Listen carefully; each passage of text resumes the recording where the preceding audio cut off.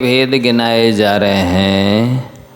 मतलब ये है कि आप 5 शरीरों से राग द्वेष कर रहे हैं, तो ये 5 शरीर अरीवादिकरण आपकी आश्रव बंध में नियुक्त बन रहा है।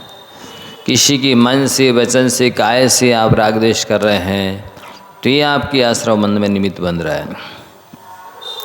किसी के श्वासोच्छ्वास लेने की प्रक्रिया से आपको दिक्कत हो रही है, आप राग द्वेष कर रहे हैं, तो भी आश्रव कर रहे हैं, आप अजीवादिकरण से आश्रव कर रहे हैं।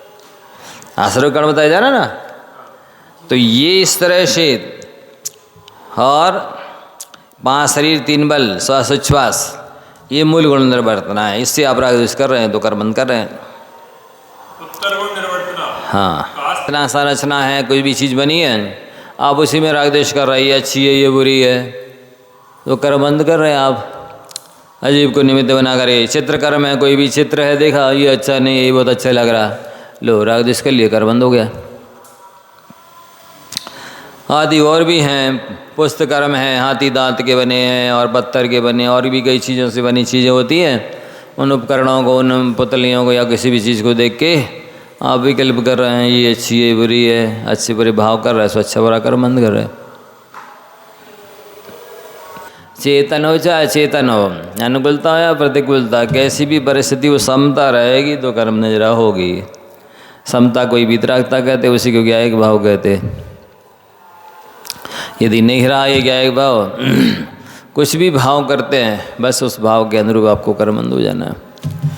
हाँ, लेटाई के ऊपर बैठना और उसके नीचे आकर के कोई अपना घर बना के शरण मान करके बैठ गया हो, आप बैठ गए, वो मर जाएगा, है ना। बरसात जब होती ना, बरसात में, अभी ब्राह्मी थी एक, इसी में आके घुस गई थी, फिर कहाँ चली गई पता नहीं। वही कह रहे, तो ये ऐसे ही, तो आपने यही तो लिखा है इसमें, शरीर का सावधानपूर्वक बिठा दिया, लेटा दिया, करवट ले लिया, कुछ भी कर दिया, टिका दिया, अब उसमें जिम मर गया, आपको कर्म हो गया। वृत्तियों को भी, सबको ही ध्यान रखना, कर्म तो सबको ही हो रहा है, ऐसा है। यदि आपके शरीर से कोई मर गया तो ये आपका मूसल है शरीर, या खलवट्टा है, वेलना है, ऐसा अस्त्र शस्त्र बन गया आपका शरीर। यदि इसी शरीर से तप के अर्थ ध्यान आराधना करते हो, ये जिनालय देवालय बन जाएगा। आपके ऊपर है, चाहे इस शरीर को अस्त्र शस्त्र बनाओ, चाहे देवालय जिनालय बनाओ, क्या करना देख लो। और दूसरे के शरीर से राग द्वेष कर रहा है, शुक्र बंद हो रहा। के माध्यम से आप हिंसा कर रहे हैं, झूठ जो बोल रहा है, चोरी कर रहा है, कुशील सेवन कर रहा है, परिग्रह संचय कर रहा है, सब कर्मबंध में निमित्त बन रहा है शरीर। इसी शरीर से यदि आप अहिंसा का पालन कर रहे हैं, सत्यव्रत का पालन कर रहे हैं, चौर्य व्रत का पालन कर रहे हैं, ब्रह्मचर्य का पालन कर रहे हैं, अपरिग्रह महाव्रत का पालन कर रहे हैं, ये आयतन बन गया, कर्म निजा का साधन बन गया। आपके ऊपर है क्या बनाना आपको इसे। कोई भी उपकरण बोलते सब दोष लगता है, जरा भी कोई भी अपन ने बांटा या कुछ औका या कुछ भी बोला, जरा सा इतना इशारा कि ऐसा हो जाना चाहिए, वैसे हो गई हिंसा, क्योंकि वो निमित्त तो बन गए। इसलिए भी हम कुछ नहीं बोलते। आप अपना कर्तव्य समझते हो, आप करोगे तो आपको भक्ति का पुण्य लगेगा, हम बोलेंगे हमको पाप लगेगा। भक्त करेगा श्रावक भक्ति से तो उसको पुण्य लग रहा है, और अपन ने बोल दिया तो अपन को दोष लग रहा है और पाप लग रहा है। इसलिए आप अपना कर्तव्य समझते हो, श्रद्धा भक्ति रखते हो तो देख लो, नहीं है तो ठीक है, जैसा है सो ठीक है। फिर आपने उसको बंद किया है, उपभोग किया, तो मर गया। ये जैसे कांजी आदि में रखे हुए पात्र में जंतु प्रवेश कर मर जाते हैं। अब कांजी रखी है, ढक के नहीं रखते, श्रावक देख कितना असावधानी होती है। कोई भी भोजन सामग्री बनाई, उगरी छोड़ देते, तुरंत मक्खी है, मच्छर है, पतंगे, कीट कीड़े, चींटी चींटे कोई भी चढ़ सकते हैं, गिर जाते हैं, मर जाते हैं। पानी खुला रखा रह देते हैं, तुरंत ढकना चाहिए। कोई भी चीज़ है, थाली भोजन की है, छोड़ दिया, अब पानी में जूठन में जीव गिर जाते, मर जाते, पाप किसे लगेगा। जिसने भोजन किया है, जिसने उपयोग किया है, कराया, अनुमोदना की, उन सबको पाप लग रहा है। उपधि निर्वर्तना है, परिग्रह के निमित्त से कितना पाप बांधते। मूल शरीर परिग्रह तो शरीर है, इसके निमित्त से कितने पाप होते हैं। संकल्प विकल्प करते रहते, घृणा करते रहते, नफरत करते रहते, निंदा करते रहते, कर्मबंध करते रहते। उत्तर गुण निर्वर्तनादि उपकरण है उनमें राग द्वेष कर रही, चौका पाटा सोफा है, कुर्सी है, अच्छा है, टेबल है, नहीं है, आदि आदि कर्मबंध हो रहा है। पुस्तक में है, कोई धाती दांत हैं या कोई किसी और चीज़ की बने हुए उपकरण उनको देख के राग द्वेष कर रहे हैं। चीनी के बर्तन हैं, राग द्वेष करते लोग, ऐसे होने चाहिए, अच्छे हैं, ऐसे ये ठीक नहीं है। वस्त्रों में, आभूषणों में कितना राग द्वेष करता है। चित्रकार में आप पेंटिंग को देख करके, चित्रकारी को देख कर राग द्वेष करते, कितना अच्छा लग रहा है, ये ठीक नहीं है, लो राग द्वेष हो गया, कर्मबंध हो गया। समता रखना कितना कठिन काम है, उसके बिना कर्मबंध रुकता नहीं, उसके बिना सकर्मों की नजरा होती नहीं बंधे हुए। ये है जीवा, मतलब सांप्रदायिक आश्रय करना चलता रहता है। पढ़ो इनको, कितना गंभीरता से लेने की चीज़ें हैं। प्रश्न अप्रत्यनिरीक्षित का प्रमाद, मार्जन तो किया पर देखा है ही नहीं। कई बार मार्जन करने के बाद भी जीव नहीं हटते हैं, तो मार्जन भी करो और देखो, और फिर स्वयं के शरीर को रखो या कोई उपकरण रखो, तो आपका संयम माना जाएगा। या एक चीज़ करिए, या तो देख लिया अकेला तो भी संयम नहीं है, या फिर मार्जन अकेला कर लिया तो भी संयम नहीं है। मार्जन करो और देखो, इसके बाद उपकरण कोई भी रखो, शरीर भी उपकरण है, उस पुस्तक है, कमंडलू है, कोई भी कोई चीज़ है, तब संयम होता है। दुप्रविष्ट निक्षेप, ऊपर ऊपर कर दी तो भी नहीं पला जीव, हिंसा नहीं बची, और जम से रगड़ दी तो भी जीव मर गए। जीवों का शरीर तो बहुत कोमल नाजुक होता है ना, कितने हल्के हाथों से करना, बिल्कुल जैसे मतलब कोई एक सॉफ्ट चीज़ पर हाथ रखते कि ये टूट फूट ना जाए, ऐसे जीवों को रखें बचाने के लिए जीव का पीछे मार्जन करना चाहिए। लिए और रगड़ दी जोर से झाड़ू की तरह कि पूरा कचरा निकल जा रहा ना जाए, जीव मर जाते हैं। नहीं, उनको पिच्छी उपयोग करने का अधिकारी नहीं है, श्रावक को थोड़ी लेना चाहिए पिच्छी साधु की। हाँ, या तो पिच्छी से करेंगे तो साधु ही करेंगे, आप अपने हिसाब से अपने उपकरण से उठाइए। महाराज की पिच्छी उठा के आप करेंगे? हैं, श्रावक को महाराज की पिच्छी से मार्जन करने का अधिकार नहीं है। और महाराज के सामने ही लीपा पुती करने लगते, पोछा लगाने लगते, हाथ फेर दिया चावल उठाने के लिए, एक एक बीनना चाहिए। आरंभ में समझते नहीं है, ये आरंभ करेंगे दोस्त महाराज को भी लगेगा। उन्हीं के सामने झाड़ू पोछा कर रहा है, पोछा लगा रहा है, हाथ फेर रहा है, लीपा पुती कर रहा है। तो ये विवेक श्रावक को रखना चाहिए।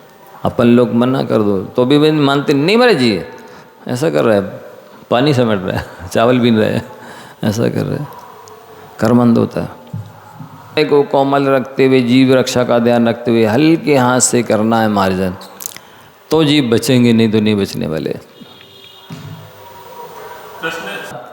बैठ गए उधर, देखे नहीं जीव है कि नहीं है, वो पक्षी का मार्जन किया लेकिन उससे वो हटे नहीं, सब जीव दब गए, मर गए, बह गए। तो यही कहलाता सहसा निक्षेपाधिकरण। आश्रवण तो हो गया आपको, लिए रहो पीछे, क्योंकि जीव नहीं बचे ना, ये ध्यान रखना पड़ता है। पीछे रख दी, जहाँ कहीं शास्त्र रख दिए, जहाँ कहीं पैर धो लिए, लोग जहाँ आते जाते निकलते हैं, बैठते हैं, आपने वहाँ गंदगी कर दी। आश्रम महाराज थे भाई, ठीक है, उनका जरा से पानी में पैर धोते हैं, लोग गंदोदक के रूप में सारा लगा लेते थे, बचता ही नहीं था। अब आपने धो दिए कहीं भी पाँव, वो पड़ा रहा, कोई रपट के फिसल के गिर गया, या फिर वो पाँव उस पर रखता आ रहा है, सब जगह छिन्न बन रहा है, गंदगी हो रही है। तो ये कहाँ किनारे में, बाजू में, ऐसे स्थान पर पैर धोगे जिससे उस पर पाँव रख के लोग गंदगी ना फैलाएं, सब जगह पाँव ना बने, या रपट के फिसल के कोई गिरे नहीं, तो कर्मन से बचेंगे। अन्यथा आपको अपने मन की करना है तो कर्मन से थोड़ी बच सकते हैं। ऐसा सचित्त में अचित्त, अचित्त में सचित्त मिला दी, ये भक्तवान से हो गया। अपन को वो श्रावक जो कर रहा है उसका आश्रय बंधु से होगा। आप अंजलि में ध्यान नहीं रख रहे हैं, किसी के साथ किसी चीज़ को मिला करके ले रहे हैं, तो आपको दोष लगेगा।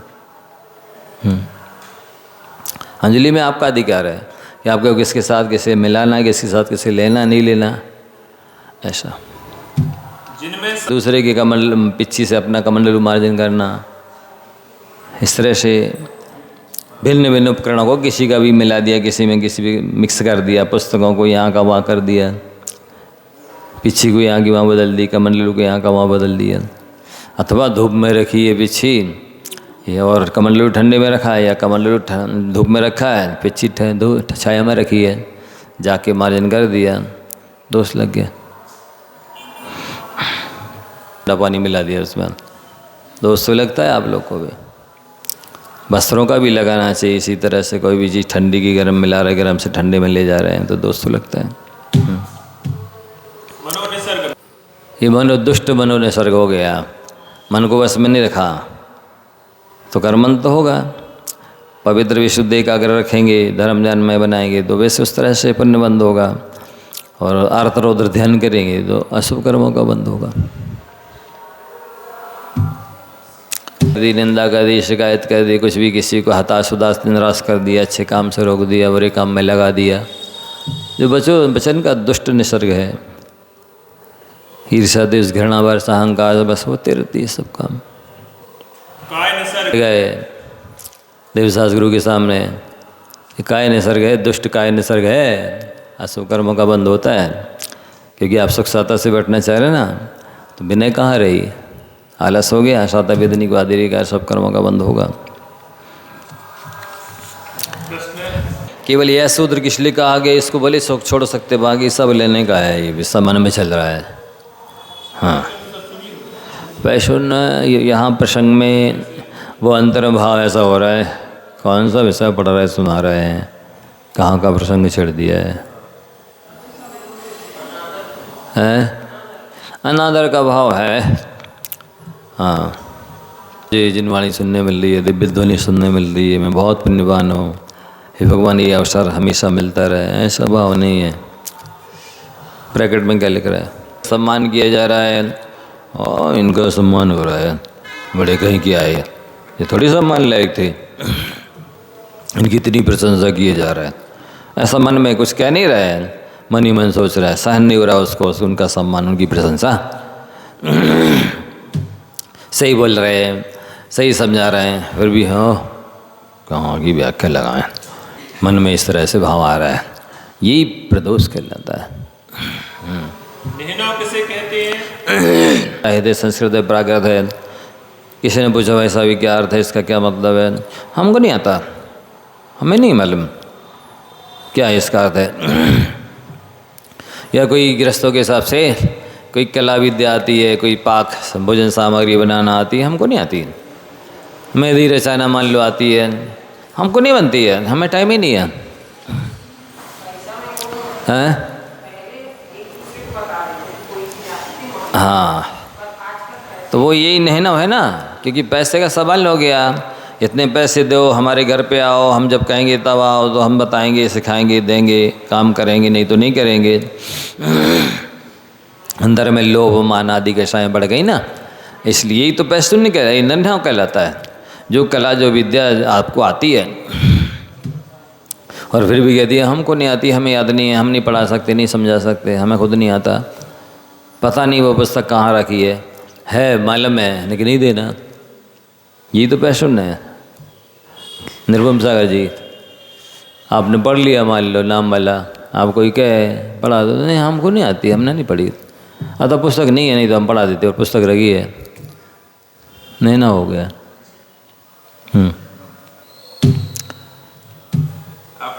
अपना शिष्य बता दिया, हम तो फलाने से व्रत लिया, आचार्य विद्यासागर जी के शिष्य हम, पर किन से प्रभावित हुए हैं, किन से व्रत लिया है, किन ने मनोबल बढ़ाया, उनका नाम नहीं बता रहे क्योंकि वो सामान्य हैं, उनका नाम छुपा दिया। जो फेमस प्रसिद्ध हैं, जिनको सब जानते हैं, मानते गुणगान करते, उन्हीं के हम भी हैं शिष्य। इसमें मन कैसा है और कृतज्ञता तो है ही, इसलिए नहीं कर दिया, छुपा दिया, पुस्तक का नाम छुपा दिया, गुरु का नाम छुपा दिया। किसी की पुस्तक है और उसका नाम सुहा नहीं रहा, पुस्तक तो चाहिए है, कवर चढ़ा दिया, लेखक संपादक का नाम छुपा दिया, समझ रहे हैं, पुस्तक तो रखे हैं क्योंकि वो काम की है, पर उस व्यक्ति की फ़ोटो और नाम नहीं हम बताना चाहते, देखना चाहते, सुहा नहीं रहा है, इसलिए वो कवर में छुपा दिया। अथवा अच्छी है सो अपने नाम से निकलवा दी, सामने का नाम हटवा दिया सामने वाले का। 11 वर्ण कर्म का 10 वर्ण कर्म का बंद तो होगा आपको, चोरी का दोष भी लगेगा। ऐसा नहीं देना चाहते। पुस्तक भी है, जान पढ़ा भी सकते हैं, वो पढ़ने लायक भी है, योग्य भी है, निवेदन भी कर रहा है, फिर भी नहीं पढ़ाना, नहीं आता। ये अहंकार है, ईर्ष्या है, घृणा है, द्वेष है, नेहना है, कर्म मठ आदि का सेवन करने के कारण। फिर आगे कह रहे कुलव्रतशील से महान गुरु हैं, उनके पास अच्छी तरह पढ़ करके भी। दोनों बातें क्यों कह दी? ध्यान से पढ़ो, देखो क्या लिख रहा है। कुलव्रतशील विहीन है और मठ आदि में का सेवन कर रहे हैं, न रह रहे उसमें। फिर आगे वही की बात कह दी, कुलव्रत और शील से महान गुरु के पास किसके साथ जुड़ रहा है? कुलव्रत और शील से महान गुरु के पास अच्छी तरह पढ़कर। फिर मैंने ऐसे गुरु से कुछ नहीं सीखा, पढ़ा है। ये दो चीज़ें कैसी दे दी? व्रत से शील से भ्रष्ट हैं, मठ में रह रहे हैं कि नहीं रह रहे? कुल से व्रत से शील से महान है, पर आपने जिससे पढ़ा है, जिस गुरु से और जिस पुस्तक से ज्ञान मिला है, उस पुस्तक का और गुरु का ज्ञान नाम नहीं ले रहे हैं, छिपा रहे हैं, इसलिए नहीं ना हुआ, सीधी बात।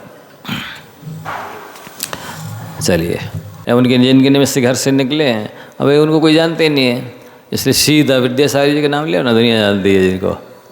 हाँ, इससे अपन को यश मिलेगा, प्रतिष्ठा मिलेगी, व्यवस्था मिलेगी, सम्मान मिलेगा। तो ये गलत है। जिससे आपने शिक्षा दीक्षा ली है उसका नाम बताइए। तो ठीक है, हम किसी का नहीं बताएंगे, ना बड़े का ना छोटे का, तो दोनों का नहीं कर रहे आप। परिणामों में मलिनता है तो कर्मन तो होगा।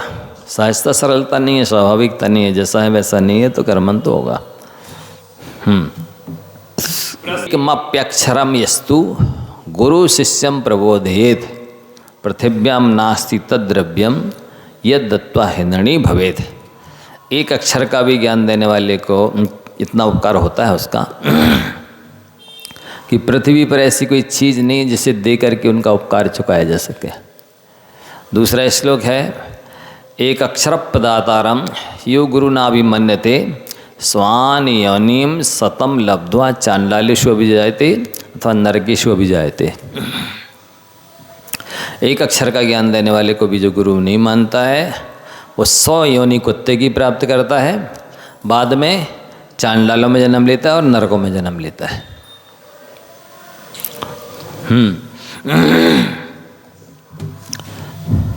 मैं जा रहा था सुनने, कोई मना कर दिया, पढ़ने जा रहा था, कोई मना कर दिया, स्वाध्याय करने बैठ रहा था, दूसरे काम में फंसा दिया, किसी तरह से उसके ज्ञान ग्रहण में अंतराय डाल दिया, बाधक बन गए, विघ्न बन गए, ज्ञान कर्म का बंद होगा।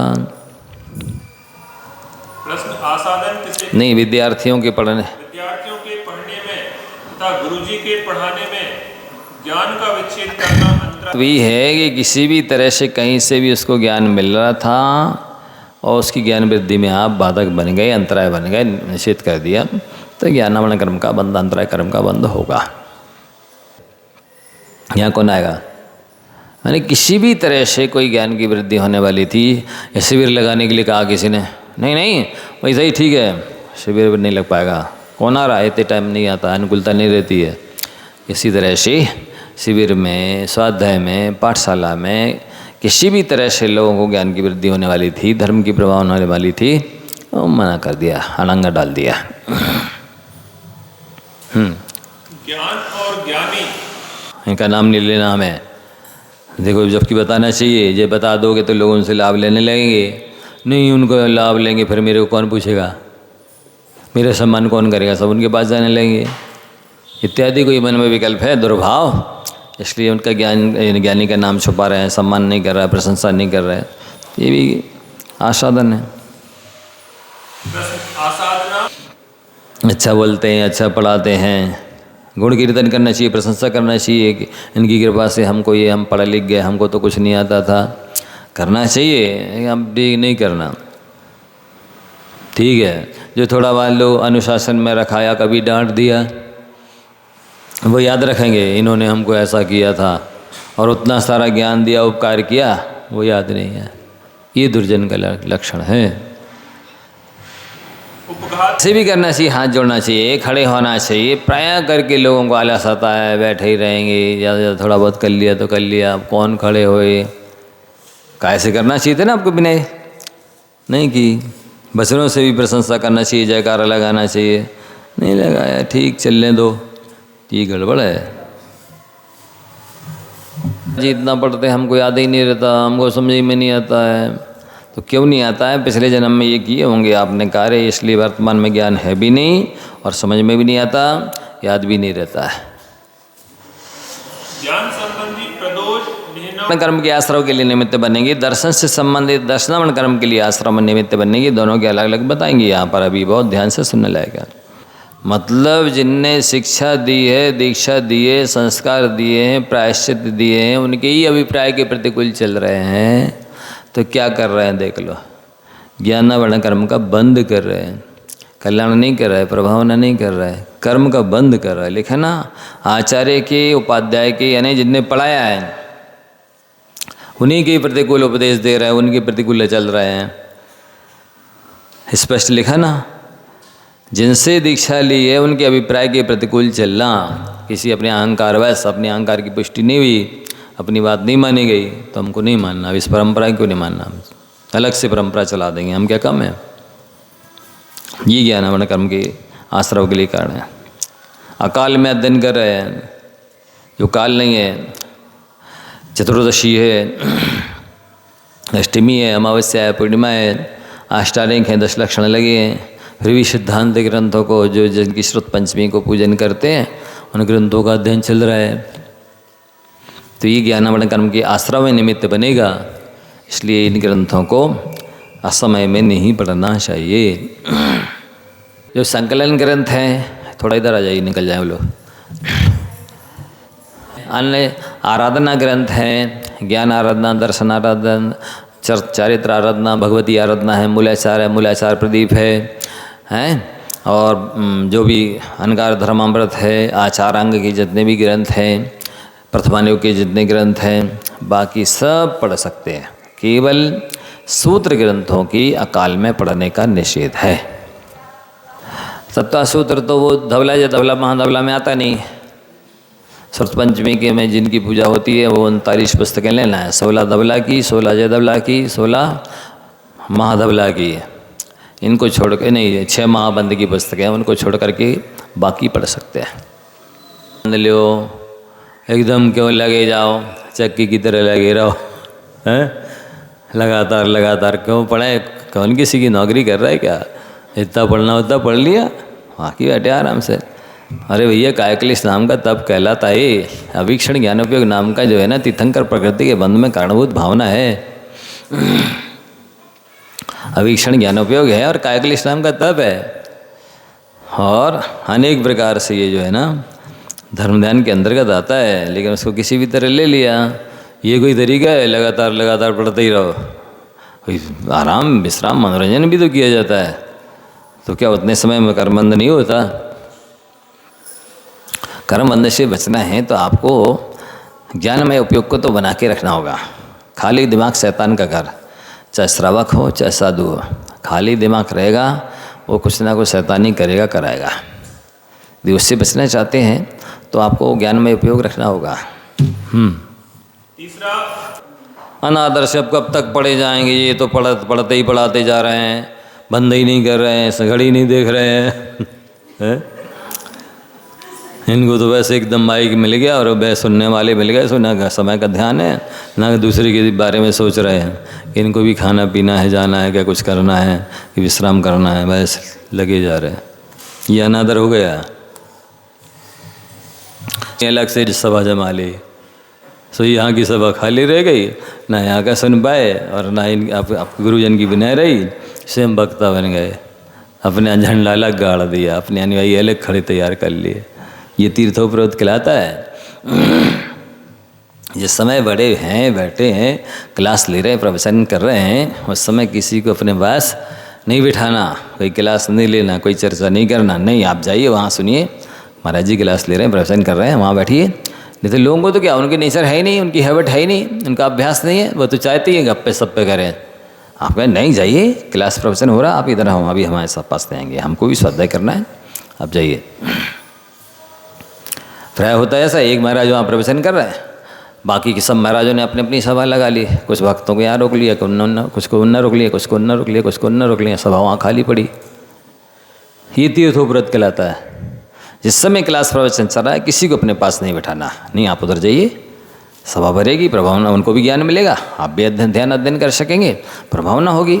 सुने आप वो सुन पा रहे ना आप पढ़ पा रहे, और बस दोनों का समय बर्बाद हो रहा। वहाँ पर सभा खाली, अब प्रभावना हो रही, कोई आई नहीं है। महाराज जी तो प्रवचन कर रहे, वहाँ तो पंडित साली खाली पड़ा है। खाली रहेगा क्यों नहीं?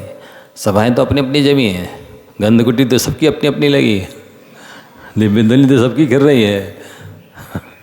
अब श्रावक कहाँ कहाँ सुने, तो ये ठीक नहीं माना जाता, ये तीर्थोपरोध माना जाता है। ज्ञान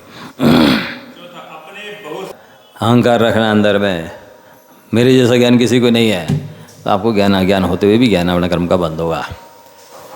बहुश्रुत हैं आप, तब भी आपको दूसरों का अपमान नहीं करना है। उनकी भी अपनी कैसे इज्जत है, उनकी भी अपनी प्रतिष्ठा है, उनका भी अपना एक पद है, गौरव है, गरिमा है, अनादर नहीं करना। बहुश्रुत का तो करना ही नहीं। अपमान, मिथ्या उपदेश, उल्टा सीधा दे दिया, आता है नहीं। हमारा श्री इसका क्या अर्थ है, उल्टा सीधा बता दिया। नहीं तो लोग क्या सोचे, अरे ये महाराज है, इनको भी इतना भी नहीं आता। अरे भाई ठीक है, हमको नहीं आता नहीं, और बिना के नाते भैया बड़े महाराज से पूछो, या हमको बोल दो, इसमें कोई तोहनी नहीं है, हीनता नहीं आती है कि हमको नहीं आता। उल्टा सीधा शास्त्र के विरुद्ध उत्तर नहीं दो, समाधान नहीं दो, कुछ नहीं बोलो, प्रवचन नहीं करो। इससे नहीं तो आप कर्मबंध करेंगे और वो भी भटक जाएंगे, उल्टी सीधी उनकी भी धारणा बन जाएगी, दोनों का कल्याण होगा। अपने पक्ष का मानेंगे हम नहीं मानेंगे आपकी। वहाँ भी तो सुना है हमने कि भी क्या झूठ बोल रहे थे, आप अपनी जलाने लगे। हम नहीं मानेंगे, हम तो वही धारणा रखेंगे जैसा पहला सुना है, जैसा पहले करते चले आए, हम तो वैसे ही करेंगे, वैसे ही मानेंगे। ये दुराग्रह हो गया। और इसमें लिखा है जीवकांड में, सुत्तादो तम सम्मम दर्शित जनतम जदा न श्रद्धा यदि सोच्यो हवई मिच्छा इट्ठी जीवो ददुपावदी। एक पहली गाथा है, मैं सम्मा इट्ठी जीवो इट्ठम पवेणम च श्रद्धेदी श्रद्धेदी अशब भावम अजाड़ माड़ो गुरु नहीं होगा। इसके दो अर्थ हो सकते हैं, या तो गुरु की अज्ञानता की वजह से शिष्य ने गलत समझ लिया, पर शिष्य ये जान रहा है कि नहीं, गुरु ने जो कहा है वो आगम के अनुकूल है, इसलिए उसने धारणा बना ली, तो वो सम्यक दृष्टि बना रहेगा। या तो स्वयं की अज्ञानता से उसने गलत समझ लिया, पर वो समझ यही रहा है कि ऐसे ही भगवान का उपदेश है, तो वो सम्यक दृष्टि बना रहेगा। लेकिन सुत्तादो तम सम्मम दर्शित जनतम जदा न श्रद्धेदी सोचियो हवई मिच्छा इट्ठी ददुपावदी। सूत्र दिखाया जा रहा है, शास्त्र में देखो ऐसा लिखा है, फिर भी नहीं मान रहा। नहीं, हमने तो वो मलई महाराज थे, हमने उनसे पहले सुना है, वही सही है। तो आज से आप सब मिथ्या दृष्टि बन गए, क्योंकि आपको शास्त्र दिखा रहे फिर भी अपनी धारणा मान्यता नहीं बदल रहे हैं आप। इसलिए उन्होंने कहा, और उल्टा सीधा और बोलने लग गए, इनकी अपनी अलग ही व्याख्या है। अरे अलग क्या है, शास्त्र की दिखा रहे हैं आपको खोल के ऐसा। तो ये ज्ञानावरण कर्म की आश्रव कारण है। स्वयं ही पढ़ लिया और स्वयं पढ़ने लग गए। अब ऐसे लोगों से पढ़ोगे तो गुरु बिन ज्ञान भेद बिन चोरी होए न होए थोड़ी न थोड़ी। बिना गुरु के ज्ञान होता ही नहीं है, भेद के बिना कोई चोरी कर नहीं सकता है। तो ऐसे लोगों से नहीं पढ़ना चाहिए जिनको गुरु परंपरा से आमना ऐसे ज्ञान नहीं मिला है। जिस किसी से, हमें तो पढ़ने से मतलब ज्ञान चाहिए कहीं भी मिले नहीं, ऐसा नहीं। जो सम्यक ज्ञान है, समीचीन परंपरा है, उसके अनुसार चलने वाले हैं, उसके अनुसार बोलने वाले हैं, तो ही आप उनसे पढ़िए सुनिए, अन्यथा नमोकार मन से अपना कल्याण करिए। उल्टा सीधा नहीं पढ़ना है। असिद्ध से ज्ञान अधिगम का मतलब समझ गए ना? हाँ, अप्रामाणिक व्यक्ति से पढ़ना, जो जिसकी अपनाए ही भगवान महावीर की परंपरा से नहीं चल रही है, अपनी स्वयं की अपनाए बना ली है, अपना मत अपना झंडा अलग गड़ा लिया है, ऐसे लोगों से नहीं पढ़ना। कर्म के आश्रम के लिए कारण है। यहाँ तक लिखा है, देव को, शास्त्र को, गुरु को आजीविका का साधन बनाना का मतलब है अपनी माता को धन कमाने के लिए वेश्या बनाना है। यदि देवशास्त्र गुरु से आजीविका की जाती है तो उनके प्रति वो श्रद्धा भक्ति विनय बहुमान सम्मान समर्पण नहीं रहता है, फिर तो पैसों का लक्ष्य बन जाता है। हिंसा आदि कार्य करेंगे तो ऐसा, इससे भी ज्ञानादि वर्णादि कर्मों का बंद हो रहा है। असंयम आप प्रतिमा नहीं ले रहे हैं तो ज्ञान वर्ण को आदि लेकर सब कर्मों का बंद कर रहा है। आपके पास क्षमता है, आप वृत्ति बन सकते हैं, इसके बाद भी अपनी शक्ति छुपा रहे हैं तो आपको सारे कर्मों का उत्कृष्ट स्थिति निर्वाह बंद होगा। सातवां धर्म की ये हो रहा है ना आजकल, अलग अपनी पंथ परंपरा चलाते जा रहे लोग। पुण्य है, वक्तित्व तो कला है, ज्ञान है, तो उसके बल पे खींच रहे लोगों को अपनी तरफ, अपनी आमनाएं बढ़ा रहे हैं। परंपरा से कोई मतलब नहीं है तो धर्म की आमना में रुकावट आ रही ना। पंथ भेद, जाति भेद, संत भेद, ये भेद बट रहे हैं, लोग भी टूट रहे हैं, उनकी आस्था भी कम हो रही है और पंथ भी बन रहे नए नए। तो ये कहलाता है धर्म की आमना में रुकावट डालना। वो समझ रहे हैं हम धर्म की प्रभावना कर रहे हैं, ये प्रभावना नहीं है। और रुकावट डाल दी, कोई भी आमना चल रही थी, अब स्वाध्याय नहीं होना चाहिए, अब तो आजकल मोबाइल आ गया, अपने घर में पढ़ो, लैपटॉप से पढ़ो या मोबाइल के किसी भी फंक्शन से, व्हाट्सएप से, किसी चीज़ से सुनो पढ़ो, अभी यहाँ नहीं होगा अध्ययन। इस तरह से जो आमनाएं थी, परंपरा चली आ रही थी स्वाध्याय की, पाठशाला की, शिविर की, मना कर दिया। ज्ञान अध्ययन हो रहा था, किसी तरह से कुशलतापूर्वक धूर्ता कर दी, क्योंकि अब हमारे हाथ है, हम अध्यक्ष हैं, मंत्री, आप प्रतिष्ठित पद पर हैं, हमारी सब मानते, हमारी चलती है, हम नहीं होने देंगे। ये धूर्तता है। जो मिथ्या मार्ग कर रहा है, प्रोत्साहित तो नहीं कर रहा है, उल्टा और मना कर रहा है। अनंत काल तक केवल ज्ञान नहीं होगा। अरे तो छोड़ो, मति शुद्ध ज्ञान भी नहीं होगा, नमोकार मंत्र भी नहीं आएगा। पढ़ने लेंगे इसलिए कहीं की रेंद्र के हाथ में, इस अभिप्राय से सबको अपने अंडर में, अपने अधीन रखने के लिए दूसरे को नहीं पढ़ाना, योग्य नहीं बनाना, अनुकूल नहीं बनाना। जो सत्य आज व्रत पाल ही नहीं सकते हैं, व्रती बनने की जरूरत नहीं है। सम्यक दर्शन ही बहुत बड़ी चीज़ है। सम्यक दर्शन हो जाएगा तो ज्ञान चारित्र तो अपने आप हो जाएगा, कल्लब्धि आएगी से हो जाएगा, तो कल्लब्धि आएगी तो सम्यक दर्शन भी हो जाएगा, कल्लब्धि आएगी तो सम्यक ज्ञान भी हो जाएगा। अकेले सम्यक दर्शन के लिए क्यों पुरुषार्थ कर रहा? और यदि पुरुषार्थ से सम्यक दर्शन हो सकता है तो पुरुषार्थ से सम्यक ज्ञान भी हो सकता है, पुरुषार्थ से सम्यक चारित्र भी हो सकता है, और रत्नात्रय पुरुषार्थ से ही होता है। सुनने मना कर दिया। पहले सम्यक ज्ञानी होए बहुरी दृढ़ चारित्र लीजिए, का है पहले सम्यक दर्शन तो प्राप्त करो, उसके बिना चारित्र होता ही नहीं है। ऐसा कह देना ये आगम के विरुद्ध है। क्यों है?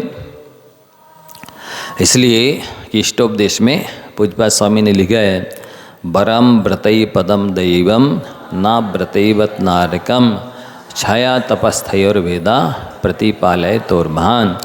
अगर आप व्रती रहकर नरक में जाने की अपेक्षा व्रती बनकर स्वर्ग में जाना अच्छा है। ये मिथ्या दृष्टि के लिए ही लिखा है, क्योंकि सम्यक दृष्टि तो नरक में जाता ही नहीं है। इसलिए रोकना किसी को व्रत प्रतिमा लेने से ये ज्ञानावरण कर्म के आश्रव का कारण है। बस जावाणी के ज्ञानते हैं सुजय लोकालोक।